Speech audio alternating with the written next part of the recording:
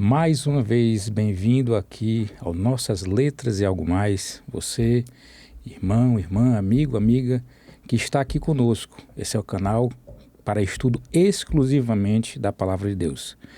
E você vai ser sempre muito bem-vindo. Se você tem esse propósito, permaneça aqui conosco. Nosso estudo hoje continua sendo, na verdade, a lição da Escola Sabatina. Pode até parecer repetitivo, mas eu gostaria só de explicar, porque tem muitos irmãos que não entendem todo o nosso contexto de estudo. A Escola Sabatina, ela é dividida em 4 lições por ano, uma lição por trimestre. E cada lição tem um tema geral e os seus subtemas. Nós estamos na segunda lição do ano de 2025, que tem o título Alusões, Imagens e Símbolos, como estudar as profecias. Essa lição é dividida em 13 temas, nós já estudamos 6 e hoje nós estamos na lição número 7. A lição número 7, ela tem o tema Fundamentos Proféticos. E hoje eu estou aqui com a minha irmã Ruth. Tudo bem, Ruth? Tudo bem, boa noite, Wesley. Nosso contexto hoje é um pouquinho diferente, né? Que a gente tem uma equipe, mas a nossa gravação hoje está sendo num dia não comumente que a gente grava, daí a gente teve que fazer uma readequação, mas estamos aqui cumprindo a nossa missão de levar a palavra de Deus, de trazer esse estudo para cada um de vocês, ok? Para dar início, vamos começar com oração. Santo e amado Pai, nós, Senhor, somos eternamente gratos a Ti, porque temos a Tua verdade, porque temos a Tua palavra. E, Senhor, somos gratos também porque ainda temos a liberdade de estudá-la. Nós sabemos, Pai, que essa verdade, ela deve se entranhar dentro de cada um de nós para que nós possamos, Senhor, nos manter firmes. Nós sabemos também que está próximo da Tua volta. E é importante, Pai, que nós a retemos e guardemos nos nossos corações. É por isso que estamos aqui. Nós pedimos as Tuas bênçãos, Pai, não só para todos que estão aqui trabalhando nesse projeto, mas para todo aquele que nos assiste, que a Tua palavra possa chegar a cada coração. Esse é o nosso desejo, Senhor, e pedimos também que aqui, nesse momento, o Teu Santo Espírito nos inspire para o estudo desta semana, em nome de Jesus. Amém. Amém, Senhor. Ruth, como eu falei, essa semana nós estamos na lição número 7, Fundamentos Proféticos. A lição 1, ela foi toda sobre princípios de como estudar as profecias bíblicas. A lição 2 foi como o livro de Gênesis nos ajuda a entender o Apocalipse. A lição 3 falou sobre o casamento, né, na igreja, e fez uma ilustração entre Cristo e a sua noiva, que é a igreja. As lições 4 e 5 tiveram os títulos As Nações, parte 1 e parte 2, onde foi analisada a ascensão e a queda das nações, né, de várias nações, e como Deus esteve e está ainda no comando, e como Ele ainda está trabalhando em todas as coisas para que no final seja estabelecido o seu reino eterno. Na lição da semana passada, William, Kelly e Daniel falaram em como entender o sacrifício, mostrando o papel de Jesus como nosso substituto, tomando o nosso lugar na cruz, e que Cristo também ele é hoje o nosso sumo sacerdote. Na lição da quinta-feira da semana passada já foi dada uma pequena introdução na questão do santuário, com a cena de Isaías 6, Apocalipse 4 e 5. Essa semana a gente vai avançar um pouco mais nessa questão desse estudo do santuário, né? E, assim, entender também como é que aquelas cenas que aconteciam no trono de Deus, né? O santuário, o trono de Deus, qual é a importância dela como fundamento profético. A lição fala assim, que eu acho interessante. O texto em si da lição ela foi muito, muito didático, né? Que ele diz assim: o direito de Deus de governar o universo está fundamentado em sua posição como Criador de todas as coisas e em seu caráter. Ao descobrir o caráter justo do Senhor, começamos a entender como e por que os pecadores estão destituídos da glória de Deus. Nessa semana, vamos avançar no estudo das visões sobre a sala do trono e considerar como a raça humana pôde se relacionar com um Deus Santo e como o sacrifício de Cristo pôde nos restaurar e nos aproximar do trono divino. Deus planeja nos restaurar, não apenas como indivíduos, mas também como povo, para que, mais uma vez, revelemos a sua glória ao restante da criação. E o verso para memorizar está em Isaías 6:8, que fala: depois disto, ouvi a voz do Senhor que dizia: a quem enviarei? E quem há de ir por nós? Eu respondi: eis-me aqui, envia-me a mim. Que é exatamente o finalzinho desse trecho de Isaías, o tema da lição do domingo. E eu acho pertinente só fazer uma breve leitura dessa passagem, né? E a gente já lhe passo para você comentar conosco. Isaías 6, verso 1 a 8. Vamos lá. Verso 1.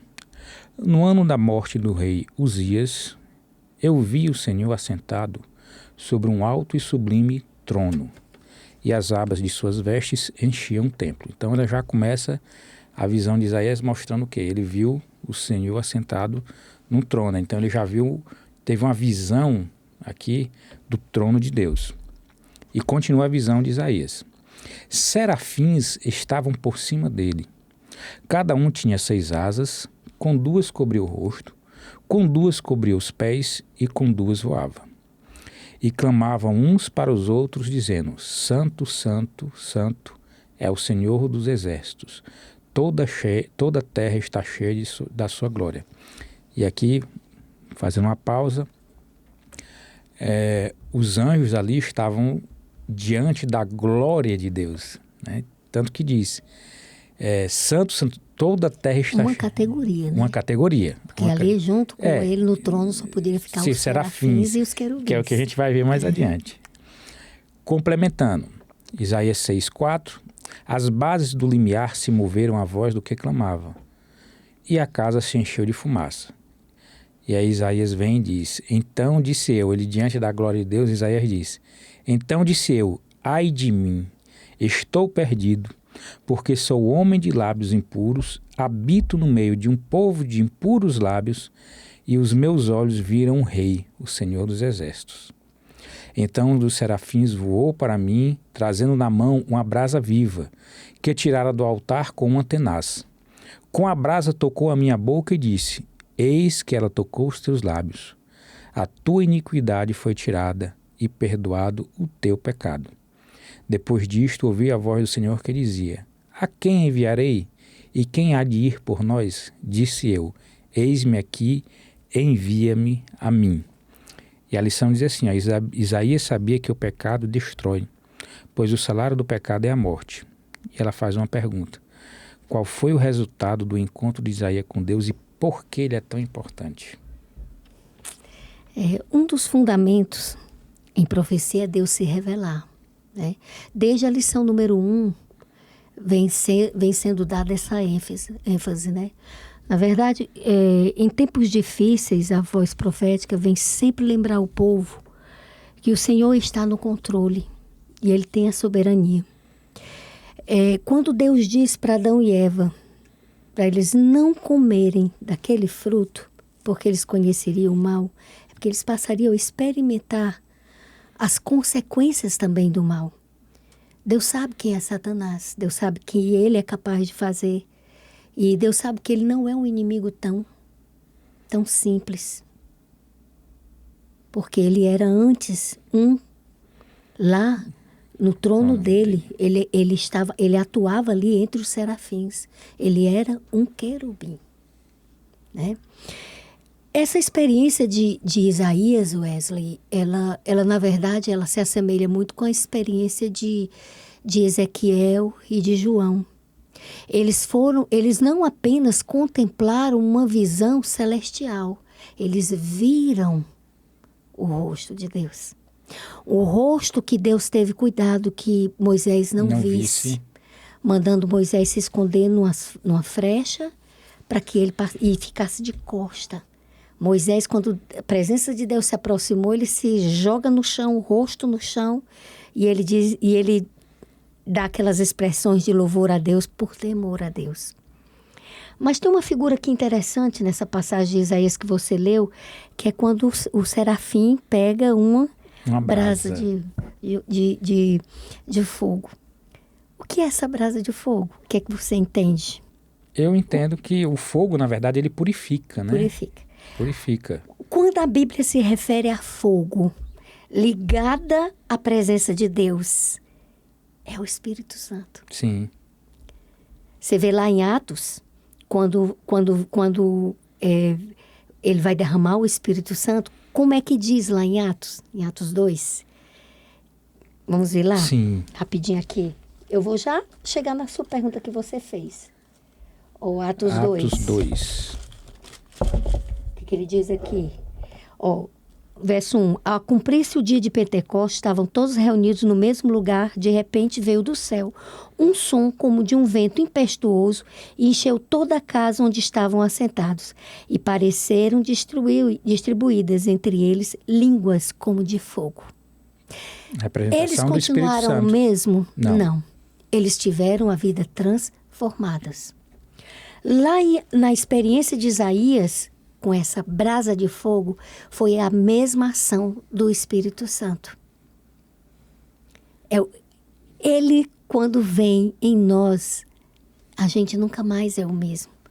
Então, Isaías, ele pôde passar por aquela experiência e se sentir com discernimento de onde ele tinha estado, na presença de quem ele estava, porque o Espírito Santo veio, purificou e deixou ele em condição. E agora que você falou, diante da glória de Deus, ele diz assim, ele fala, né, quem sou eu, né, ai de mim. E aí depois que é colocado a brasa, aí quando Deus diz assim, a quem enviarei, ele se encorajou. Quem eram os discípulos antes da experiência do Pentecostes? Sim, eram traidores, covardes, todos eles fugiram. Pedro traiu Jesus, mas depois da descida do Espírito Santo sobre eles, que passaram a ser esses homens prisão, mas corajosos, nada importou. O próprio Pedro que traiu disse, não, eu não sou digno de morrer como ele, e diz a tradição que ele foi crucificado de cabeça para baixo. Olha aqui essa outra passagem aqui. A gente vai passeando aqui pelas Escrituras, até ir construindo assim o tema da lição, né? Olha aqui essa passagem de Êxodo 19, que é aquela passagem que Deus fala com Moisés no Monte Sinai.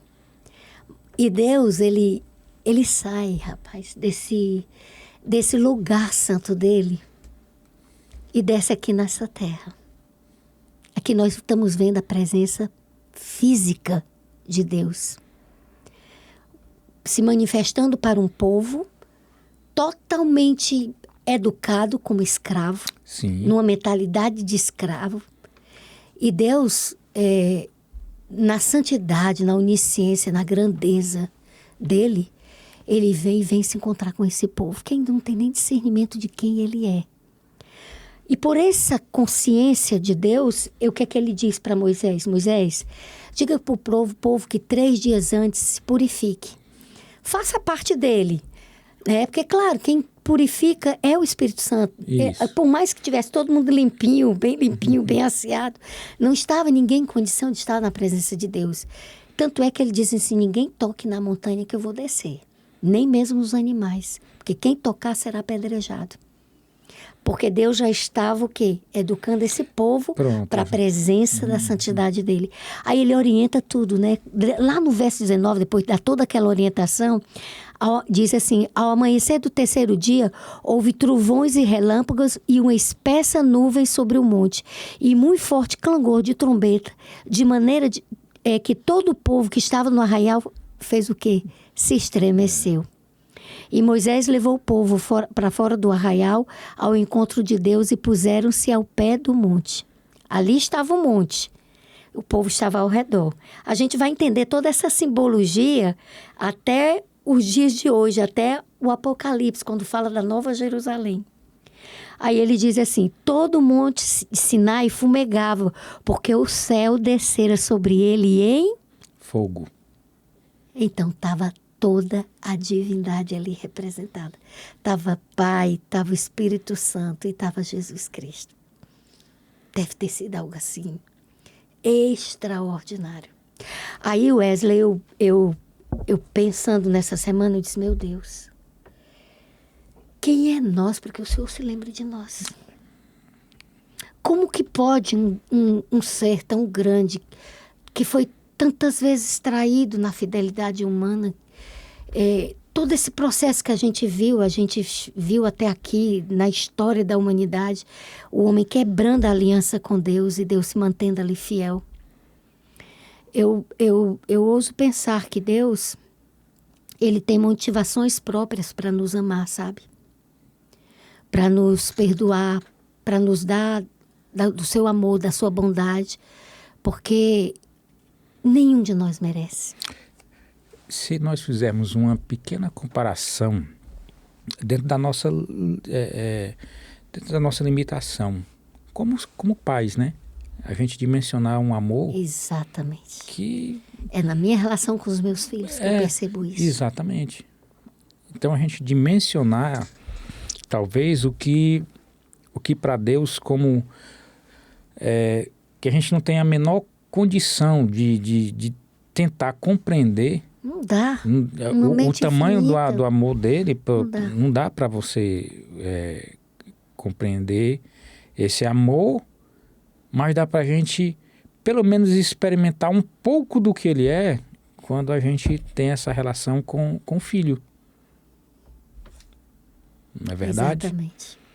Que dificilmente você vai encontrar um pai e uma mãe. Eu estou dizendo dificilmente, porque se bem que infelizmente nós estamos também passando por momentos na humanidade que o amor está esfriando. O amor está esfriando. Está se cumprindo aquelas profecias lá de Mateus 24, quando diz que no sermão profético, quando Jesus começa falando de alguns sinais externos, né?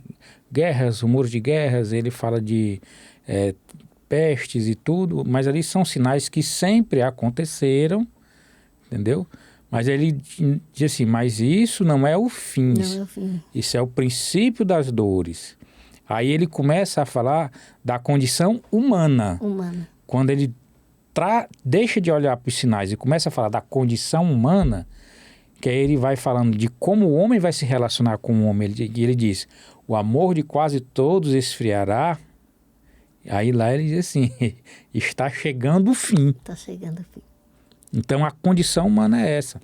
Então a gente tentar dimensionar o amor de Deus por nós, que digamos assim, ainda lutamos para ter dentro da gente essa presença do Espírito Santo, talvez a gente consiga pensar um pouquinho do que é esse amor de Deus pela gente. E assim, voltando só um detalhe. É um amor incondicional, mas ele não é um amor apaixonado. Não. Não é um amor apaixonado. Eu vejo hoje numa cultura evangélica, né, de colocar Deus dentro desse patamar, daquele Deus apaixonado, entendeu? Não é.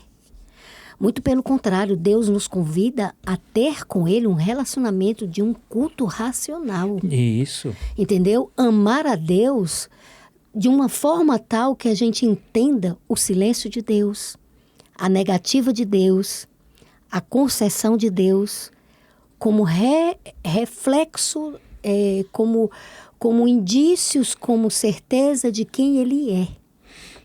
Um Deus que é justo e é amor. Mas é um Deus que não passa a mão em cima do pecado.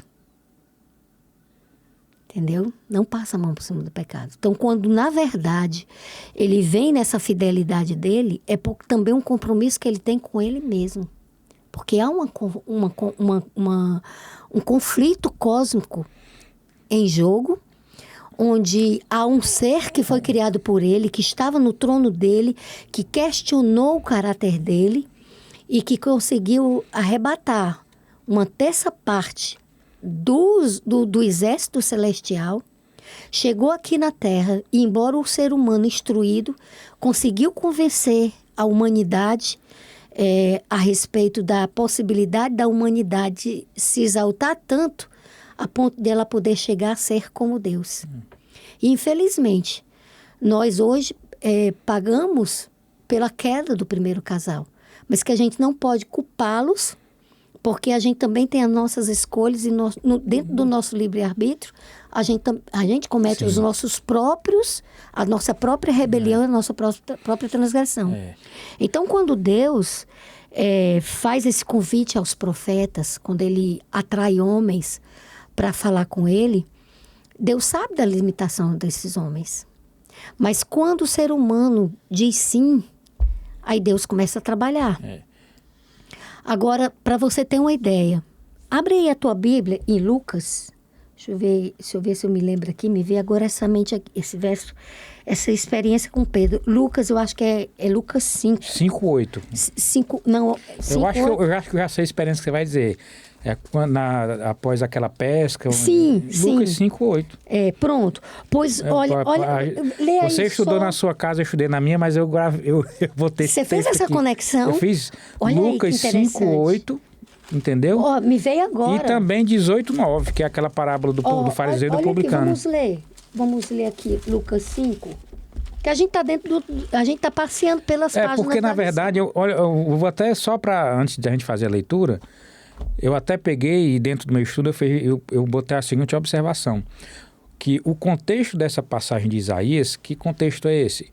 Quando Isaías ele está diante da revelação do caráter de Deus, ele reconhece a condição pecaminosa dele, entendeu? E aí ele pega e diz assim, que esse contexto de Isaías é o mesmo, semelhante ao contexto de Pedro lá em Lucas 5:8, né? Quando ele vinha de uma pesca frustrante, Jesus manda ele e os irmãos Tiago e João lançarem as redes, e aí Pedro olha ali para Jesus e diz assim, Senhor, afasta de mim porque eu sou um pecador. Pois é. Ele ali naquele instante, ele reconheceu que Jesus era quem ele era. E ele então teve a mesma experiência de Isaías. E uma experiência contrária a essa de João está na parábola do fariseu e do publicano, também no Evangelho de Lucas 18:9, quando o fariseu chega e diz assim, os dois sobem ao templo para orar, e um diz assim, eu devolvo o dízimo, ele se gloria, né? Eu vou até ler essa passagem de Lucas, vamos ler as duas, né? Para a gente fazer essa comparação.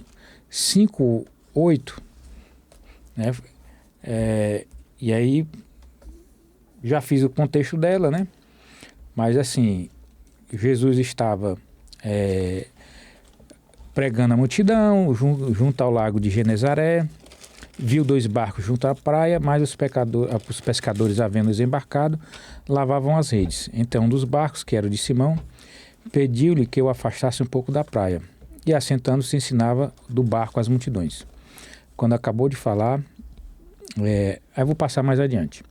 Respondeu-lhe Simão, mestre, havendo trabalhado a noite toda, nada apanhamos, mas sobre a tua palavra lançarei as redes. Isso fazendo apanhar grande quantidade de peixes.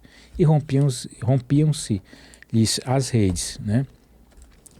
E aí, no verso 8, foi quando diz, vendo isto, Simão Pedro prostou-se aos pés de Jesus, dizendo, Senhor, retira de mim, porque eu sou pecador.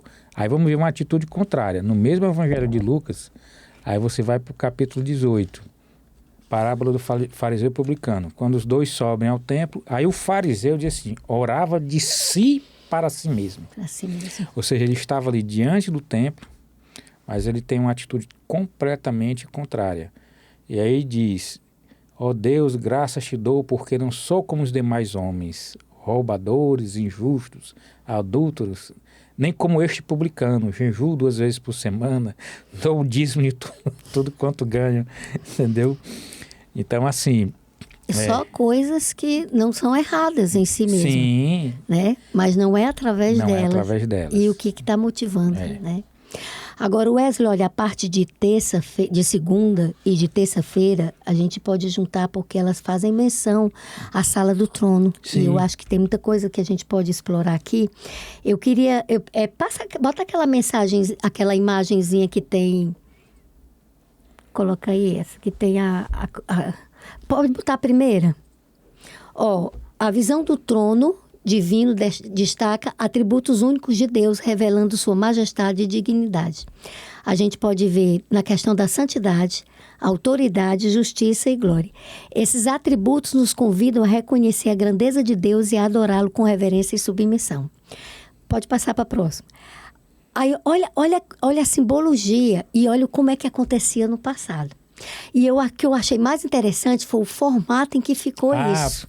Eu acho que é na lição de quarta, quando fala, né, em Números. Números 2. Números 2. O que é que acontece em Números 2? Deus dá a Moisés a disposição que tinham que ficar as tribos. Eram quantas tribos? Eram 12. E em cada posição, que é representando os 4 pontos cardeais, né? Muita gente pensa que é em relação aos 4 seres celestiais, mas não. Aí são 4 pontos cardeais mesmo, que a gente vai entender quando a gente for ver Apocalipse, a Nova Jerusalém. Aí, em cada uma dessas tribos aí, seriam alocadas 3 tribos. 4 vezes 3, 12. Vamos guardar esse número. Apocalipse, né? Vamos guardar esse número 12. Quem é que fica no centro? Tabernáculo. E lá dentro ficava a turma da tribo de Levi, que seriam os sacerdotes, né? Aí o que eu achei interessante é que cada um desses aí, diz a tradição judaica, o Talmud, né?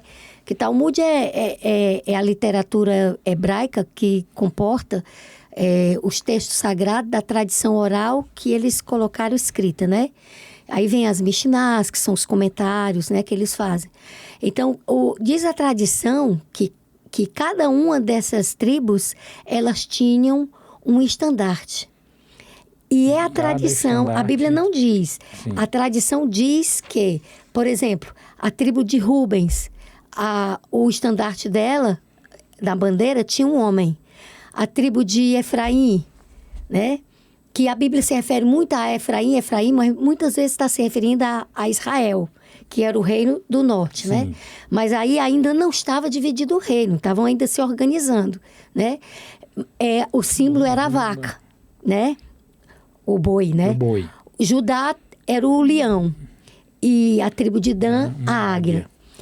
E é interessante que na visão de Isaías e na visão de João, eles veem 4 seres viventes com essas representações de animais. Mas não é em relação aos 4 pontos cardeais. Aí são 4 seres viventes mesmo. São 4 seres viventes que eles veem que se destacam, né? Que são seres celestiais. E esses 4 seres viventes, quando a gente for para o milênio, a gente vai conhecer. São seres mesmo, né? Agora, aí você lê aí Apocalipse 21, o verso 9. Apocalipse 21. Porque o Números 2, a gente vai pedir o pessoal de casa para ler, porque é um capítulo grande. Sim. Né? Então, eles leem a disposição, como ficam essas... Apocalipse 21, a partir do verso 9, né? 21, verso 9. Porque o 21 é falando da Nova Jerusalém. Isso, Apocalipse 21, 9 diz: Então veio um dos 7 anjos que tem as 7 taças, cheia dos últimos 7 flagelos, e falou comigo dizendo: Vem, mostrar-te-ei a noiva, a esposa do Cordeiro. E me transportou em espírito até a uma grande e elevada montanha e me mostrou a santa cidade de Jerusalém, que descia do céu da parte de Deus, a qual tem a glória de Deus. O seu fulgor era semelhante a uma pedra preciosíssima, como pedra de jaspe cristalina. Aí no verso 12 diz: Tinha grande e alta muralha, 12 portas, e junto às portas 12 anjos, e sobre elas nomes escritos, que são os nomes das tribos dos filhos de Israel. 3 portas se achavam ao leste, 3 ao norte, 3 ao sul e 3 ao oeste. Exatamente fazendo a referência aos 4 pontos, né? E aí que você falou, 3 vezes 4, 12. Então nós tínhamos aqui a mesma representação de números, quando Deus tinha um tabernáculo ao centro, né? E ficou nos 4 pontos, cada tribo, mas aqui na Nova Jerusalém a gente tem essa mesma representação, sendo que são 12 portas, mas 12 portas divididas da seguinte forma, 3 em cada ponto, entendeu? E se você for olhar, Apocalipse 12 a 14, ele vai falar que, olha aí, 12 a 14... os nomes de quem está aqui são 12 fundamentos, estavam sobre, no verso 14, esses 12 nomes, os 12 apóstolos do Cordeiro. Isso. Enquanto que o Antigo Testamento abordava as 12 tribos, aí o Novo Testamento já vai trazer a figura dos 12 apóstolos, né? Os 12 fundamentos do que foi a missão do Messias, né? Eu vejo saindo, assim, um Deus sempre caminhando do coletivo para o individual. E levando a presença dele para a centralidade daquilo que deve ser a espiritualidade humana. Deus sempre no centro. Foi no centro no tabernáculo, e será no centro por toda a eternidade, já lá na Nova Jerusalém.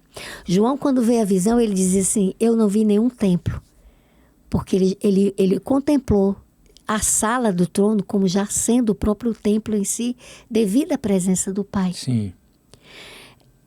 O que eu consigo entender é que Deus, ele tem interesse nesse relacionamento pessoal, sabe?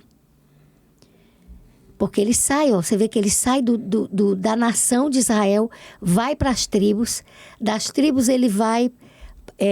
ele caminha para o quê? Para os 12 apóstolos, mas a intenção é o quê? É o relacionamento pessoal. E na lição de segunda, interessante, porque assim, a lição fala sobre quando Adão e Eva são expulsos do paraíso, né?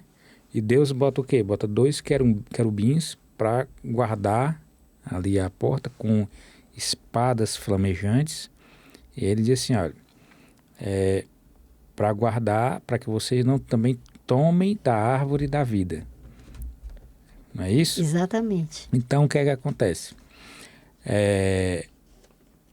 O que a gente observa aqui, que a lição diz, muito interessante, e eu achei fantástico a lição ter feito uma citação do livro Patriarcas e Profetas, quando diz assim, o Éden permaneceu na terra muito depois que o homem tinha sido expulso.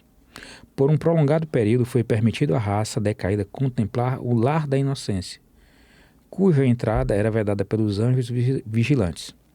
A porta do paraíso, guardada pelos querubins, revelava-se a glória divina.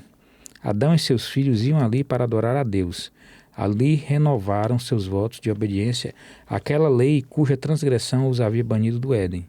No entanto, na restauração final de todas as coisas, quando houver novo céu e nova terra, Apocalipse 21, exatamente, ele será restabelecido, mais gloriosamente adornado do que no princípio. E essa árvore da vida, ela vai ser dada novamente para o ser humano. Lá em Apocalipse diz que eles comerão dos seus frutos, né? Uma vez por mês, né? Se eu não me engano, né?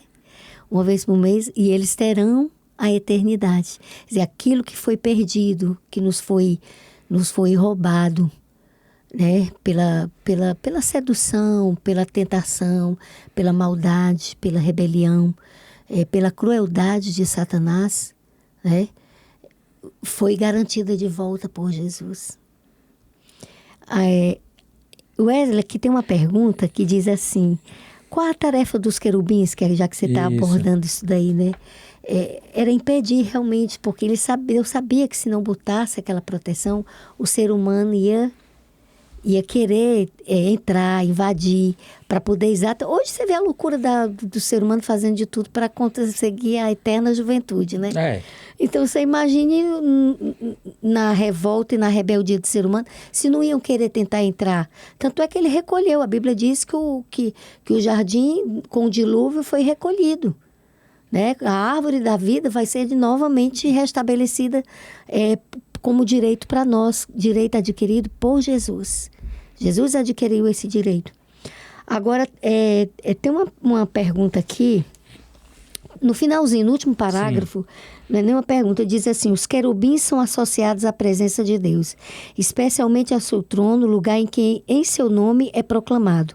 Os 24 anciãos que estão diante do trono louvam e declaram o direito divino de governar, pois ele é Criador. Isto nos ajuda a compreender a cena da sala do trono e nosso papel como pecadores perdoados em relação ao Criador. Esses 24 anciãos, porque a Bíblia fala muito de simbologia, essa semana, esse trimestre nós estamos estudando simbologia, né? Quem seriam esses 24 anciãos? A ideia que se tem é que esses anciãos seriam pessoas, né? É suposição que os estudiosos falam, que foram levados por ocasião da ressurreição, né? E é interessante o cuidado de Deus de estar sempre fazendo testemunhos nos momentos, nessa história desse conflito. Porque a gente viu nas lições passadas que houve um momento em que Deus começou um juízo. Ele já começou um juízo. Esse trono já foi estabelecido. A segunda profecia de Daniel foi em 1844. Deu-se início a um juízo no céu, que é o juízo com que a Bíblia entende como nós entendemos como um investigativo. A grande plateia desse juízo é quem? São os anjos. Nisso está toda a comissão do concílio celestial. Há um concílio celestial que está decidindo o problema na Terra. E esse concílio, ele está interligado ao que acontece na Terra. A gente viu em Daniel 7, quando a gente estudou a lição de Daniel 7, que no momento em que o Daniel vê o chifre pequeno se levantando, o que é que acontece automaticamente em seguida? E o filho do homem se levanta, Miguel se levanta. Então, sempre que há uma ação atrelada a um agir de Satanás na Terra, para fazer algo que vai exatamente de combate ao reino de Deus, Deus se levanta e é acionado o gatilho. Sim. E o céu automaticamente age, né? Porque existe esse concílio no céu, observando o que está acontecendo na Terra. E Deus não é todo poderoso? Por que Deus, como todo-poderoso, não resolveu tudo sozinho, sem precisar dessa turma toda aí, dessa equipe toda aí? Mas ele usa os querubins, ele usa os serafins, ele usa os anciãos do dia. Mandou o filho dele, ele se fez carne, né? E encarnou na natureza humana, se fez um de nós. Quer dizer, sujou os pés dele aqui, nessa terra cheia de pecado. Por que ele faz isso? Ele é todo poderoso. Porque Deus, Wesley, diferente de Satanás, a glória dele é ele mesmo. Ele não precisa de um atributo atrelado, de algo que aconteça, que seja adorado, para que ele seja quem ele é. E isso Satanás não tem. E ele quer roubar... Que é o que ele quer, que é exatamente a adoração, né? Trono, glória, adoração. A adoração de Deus está muito ligada aqui a nós, sabe? Deus nos leva muito a sério. O nosso livre-arbítrio, ele é intocável por Deus. Então, tudo está sendo conectado a essa questão, a essa ética de Deus de respeitar o nosso livre-arbítrio. E está tudo sendo investigado, testemunhado por esse tribunal. Sim. Hoje, juiz investigativo. E na sala do trono está lá esses anciãos observando, os anjos observando as nossas respostas, as nossas decisões. Porque a cruz foi o instrumento perfeito para a nossa salvação, foi o lugar de perdão.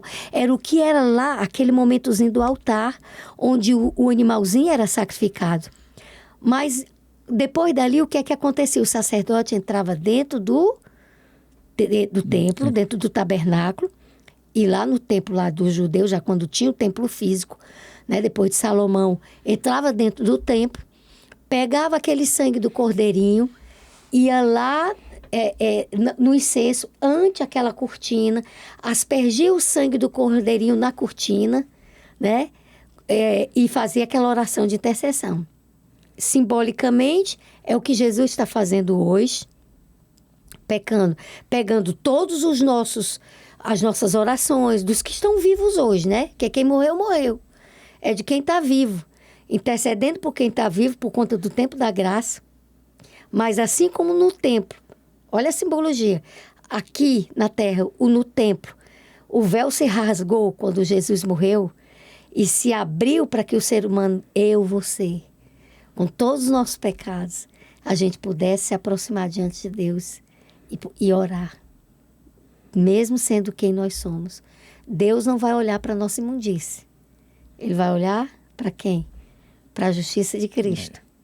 E Ele vai ouvir as nossas orações. Por causa de quem? Por causa do mérito de Cristo. Então, todas as profecias, toda essa simbologia, todas têm uma razão de ser: Jesus Cristo. Ele e somente Ele. Não há outro nome acima da terra nem no céu que possa ter o mesmo valor de Jesus Cristo. Então, toda religião que ensina algo forçado para se achegar a Deus, ou que coloca a intermediação de outro nome que nem o nome do Senhor Jesus, é falsa. Já que você tocou nesse... Você desenvolveu esse tema, assim, da gente olhar para Cristo.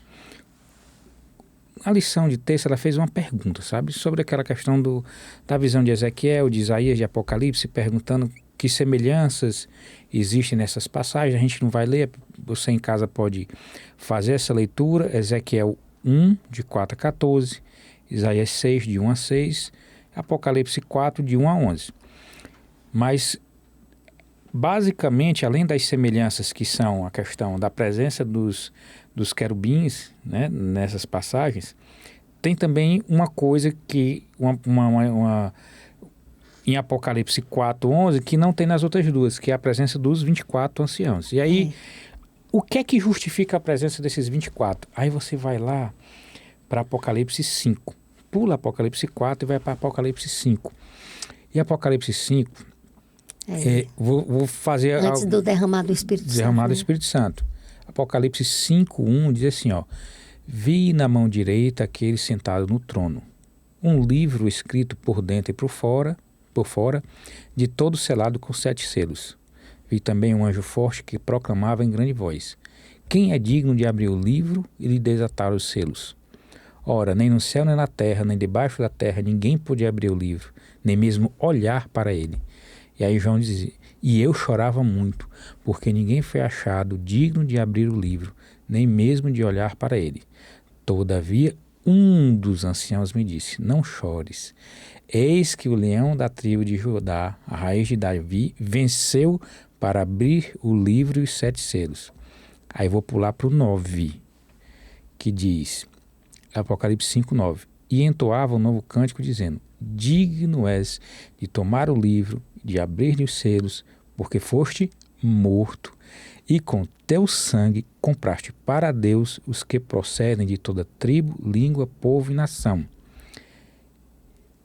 E vou pular do 9 para o 11. Vi e ouvi voz de muitos anjos ao redor do trono, dos seres viventes e dos anciãos, cujo número era de milhões e milhões e milhares de milhares, proclamando em grande voz: digno é quem? É o Cordeiro, que foi o quê? Morto, para receber o poder e riqueza e sabedoria e força e honra e glória e louvor. Então ouvi que toda criatura que há no céu e da terra, debaixo da terra e sobre o mar, e todo o que neles há, estava dizendo: aquele que está sentado no trono e ao Cordeiro, seja o louvor, a honra e a glória e o domínio pelos séculos e séculos. E em Apocalipse diz que o que esses 24 anciãos fazem? Eles pegam a coroa, depositam no chão, porque estão diante de Jesus. Foi o Apocalipse 5 é a entronização de Jesus. Aí, é a resposta de Deus à oração de Jesus em João 17, quando ele diz: Pai, eu te peço que me dê a glória que eu tinha contigo novamente. Aí ele é glorificado aí. Então, assim, para você que nos escuta, né? Eu sei que a vida é dolorosa, né? A gente passa por situações, todos nós choramos. Isso é uma realidade. Entendeu? Mas aqui, quando João chora, porque ele estava ali diante de uma cena celestial. E quando o ancião diz assim, não chores, né? E ele estava entendendo que ali era juízo, E né? ele estava juízo, então não chores, né? Por quê? Por que você não deve chorar? Por quê? Porque o leão da tribo de Judá, a raiz de Davi, venceu para abrir o livro e os 7 selos.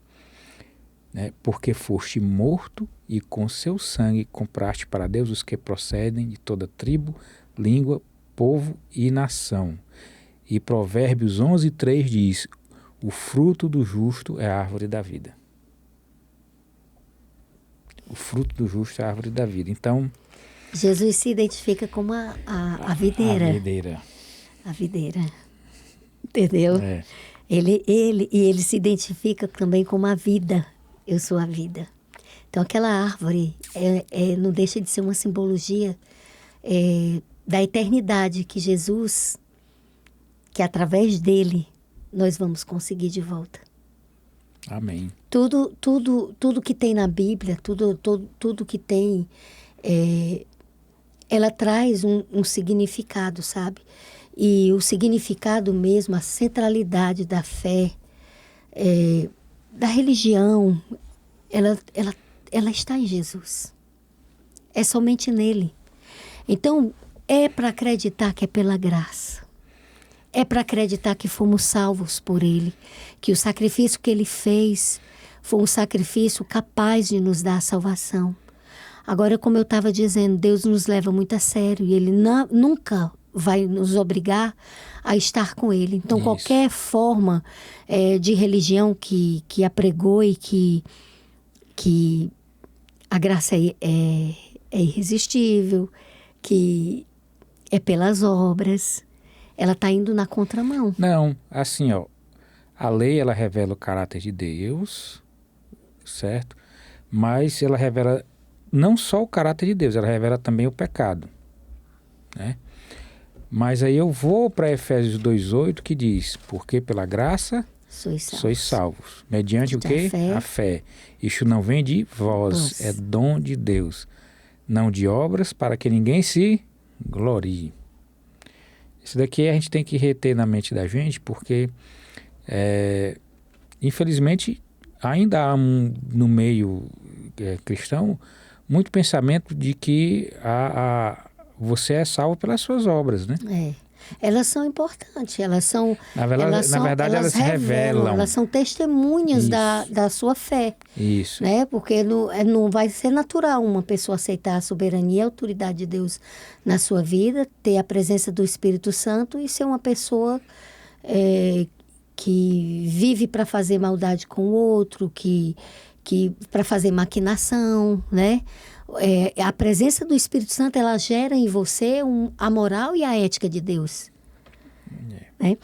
Tem uma pergunta aqui na parte de quarta-feira, essa pergunta final, que diz assim, mesmo não vivendo no acampamento de Israel, como poderemos nos aproximar de Deus? Porque a gente tem que trazer a lição para a nossa realidade hoje, né? Porque aqui, na verdade, a lição, ela traz o Antigo Testamento, porque ela é uma referência para a nossa realidade hoje. E eu pensando aqui, qual foi o fim de Isaías? A tradição diz que Isaías morreu cerrado ao meio. Um homem que viu Deus. Um homem que esteve na presença de Deus. E ele teve o fim de ter sido cerrado ao meio. E Wesley, naquela época, não tinha serra elétrica, não. Não tinha anestesia.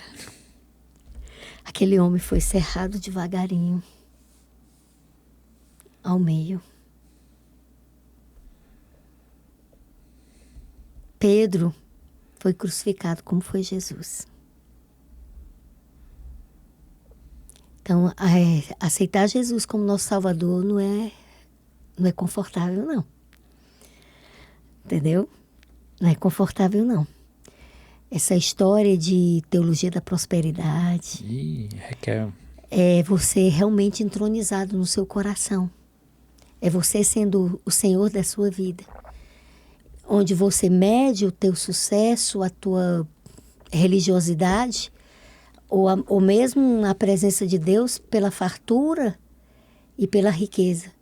Mas, na verdade, se a gente for ver as grandes testemunhas, as grandes provas de que Deus estava reinando como autoridade no coração do ser humano, foram em histórias que testemunharam martírio, perdas, entendeu? Renúncias. E foi isso que eu vi nessa lição dessa semana, sabe? Sim. Deus, ele não quer que a gente viva na superficialidade da fé e da espiritualidade, dessa baseada em quatro paredes, em placa, entende? É Ele mesmo sendo a autoridade na nossa vida, sabe? E esse é o tempo, sabe, Wesley? Então, quando diz aqui, mesmo a gente não vivendo no acampamento, como a gente pode se aproximar? Aí vem a beleza do que Jesus fez naquela cruz.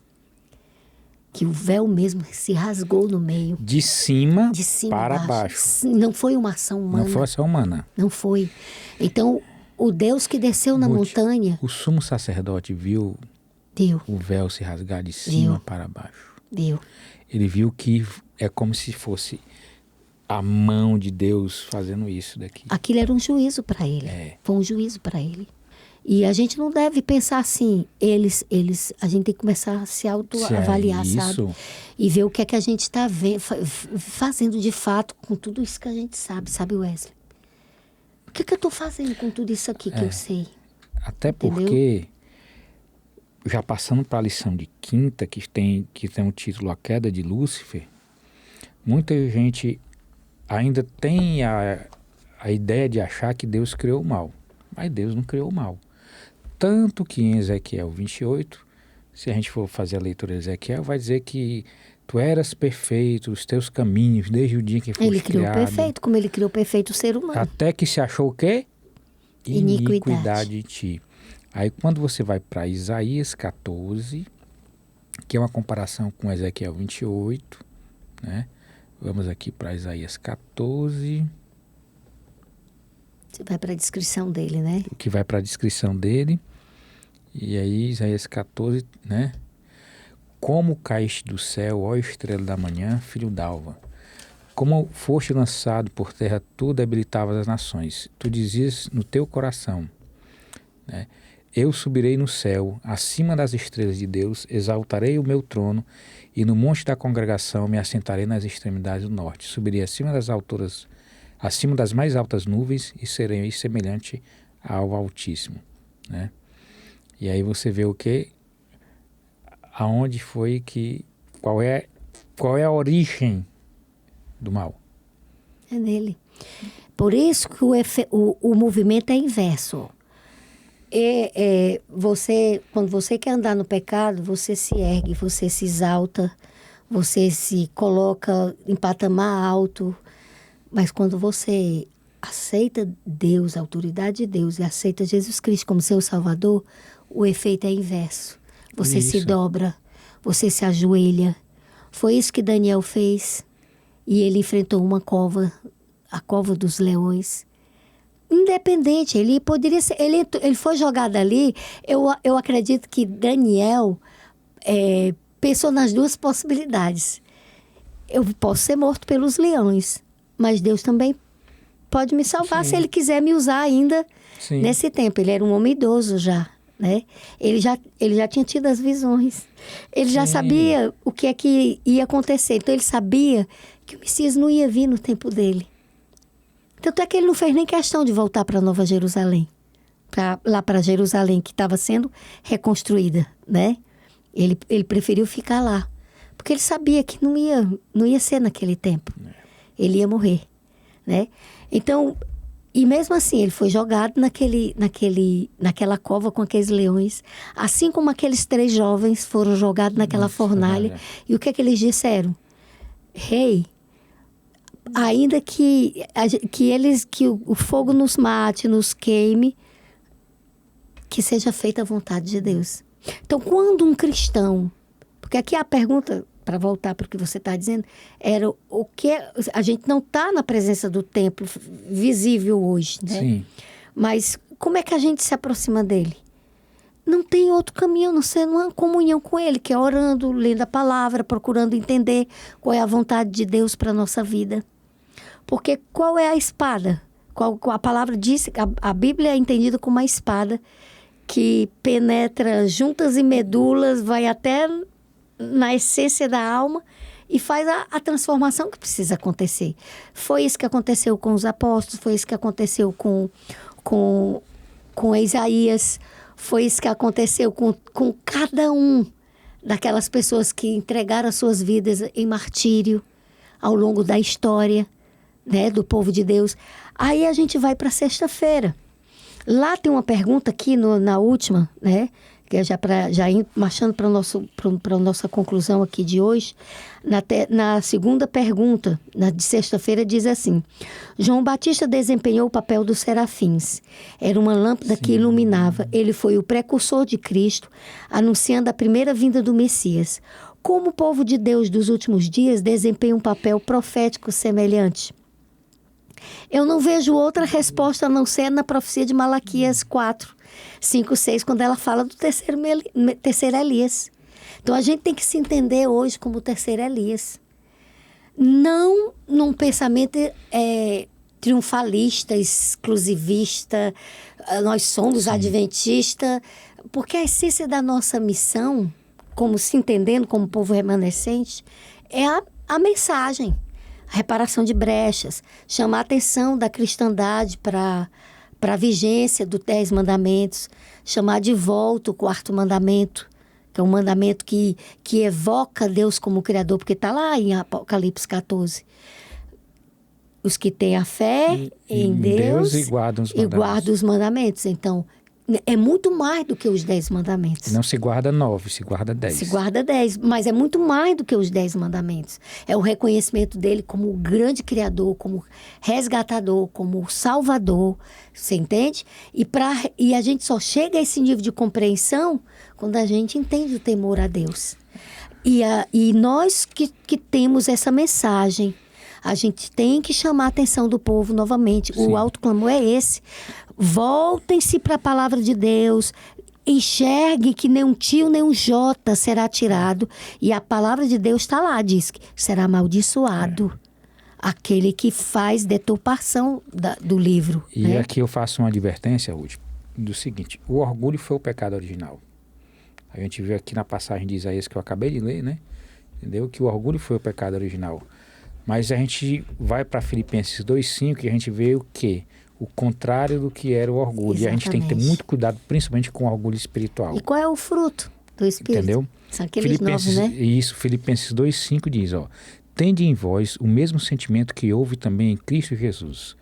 Pois ele, subsistindo em forma de Deus, não julgou como usurpação o ser igual a Deus. Antes, a si mesmo se esvaziou, assumindo a forma de servo, tornando-se em semelhante de homens, e, reconhecido em figura humana, a si mesmo se humilhou, tornando-se obediente até a morte e morte de cruz. Aí lê Gálatas 5:22. Gálatas 5:22.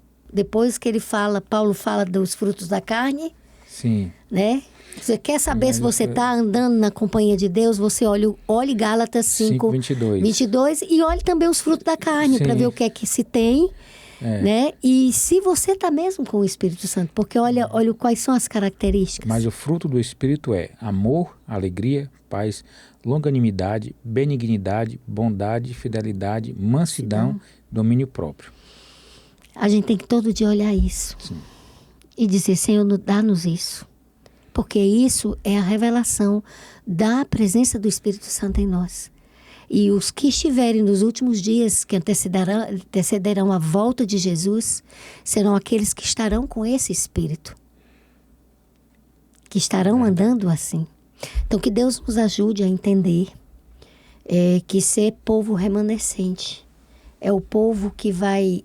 Porque quando a Bíblia fala do povo remanescente, aqui eu já estou fazendo minhas considerações finais, quando a Bíblia fala do povo remanescente, os judeus, né, eles entendem que era o povo que sobrevivia à deportação, aqueles que estavam voltando. Quer dizer, é o povo do Êxodo, entendeu? Então, o remanescente dos últimos dias é o povo que está saindo dessa escravidão do pecado, que está voltando para os caminhos do Senhor, que está dizendo, eis-me aqui, Senhor, usa-me, né?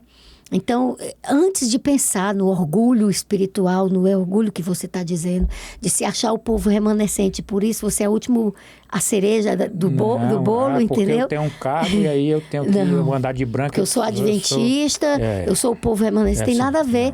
Deus tem ovelhas em todos os rebanhos.